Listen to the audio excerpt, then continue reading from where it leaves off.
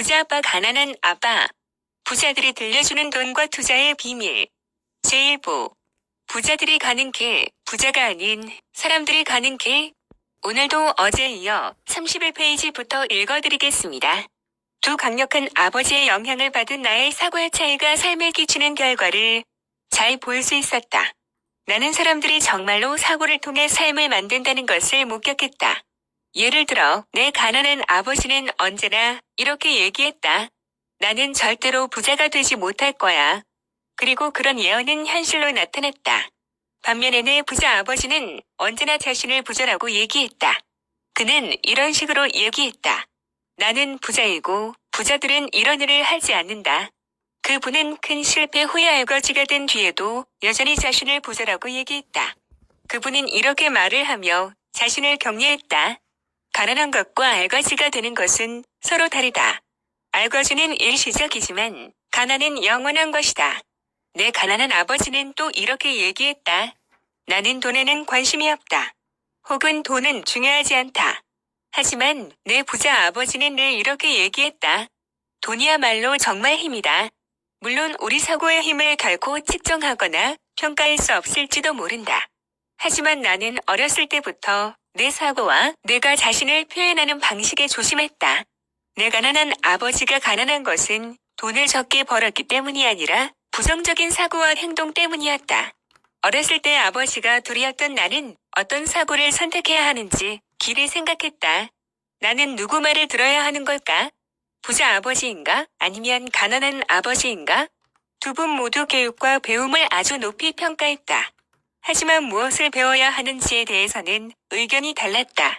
한 분은 내가 열심히 공부해서 교수나 변호사 혹은 회계사가 되거나 혹은 경영대학원에 가서 MBA를 취득하기를 원했다.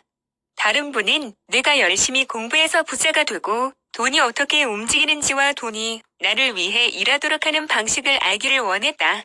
나는 돈을 위해 일하지 않는다. 그분은 여러 차례 그런 얘기를 했다. 돈이 나를 위해 일한다. 나는 9살 때 부자 아버지의 말을 듣고 그분에게서 돈에 대해 배우기로 결심했다. 그래서 나는 학위는 많았어도 여전히 가난한 아버지의 말은 듣지 않기로 했다. 부자가 가는 길. 로버트 프로스트는 내가 가장 좋아하는 시인이다. 특히 나는 그의 시 가운데 가지 않은 길을 가장 좋아한다. 나는 그 시의 교훈을 거의 매일 사용한다. 가지 않은 길. 노란 숲속에 두 갈래 길이 있었지. 나는 양쪽 모두를 갈 수는 없었지. 오랫동안 서서 곰곰이 생각했지. 한쪽 길을 멀리까지 바라보았지. 그 길이 덤불 속에서 굽어져 있는 곳까지. 그러다가 똑같이 좋은 다른 길을 택했지. 어쩌면 그 길이 더 나은 것도 같았지. 폴이 더 많았고 발길을 기다리는 듯 싶었기에 그 길도 다른 길처럼 비슷하게 달아 있었긴 했지만 그날 아침에 그 두 길 모두 아무도 밟지 않은 나뭇잎들에 덮여 있었지. 나는 하나는 다음 날을 위해 남겨두었지. 하지만 길이 어떻게 길로 이어지는지 알았기에 다시 돌아올 수 있으리라고는 생각하지 않았지. 한숨을 치며 이 얘기를 할 수밖에. 수많은 세월이 흐르고 흐른 후에 숲속에 두 갈래 길이 있었노라고. 그리고 나는 사람들이 덜 간 길을 택했노라고. 그리고 그것이 내 운명을 정했노라고. 로버트 프로스트 1916년. 그리고 그것이 내 운명을 결정지었다. 나는 곧잘 프로스트의 그 시를 생각하곤 했다.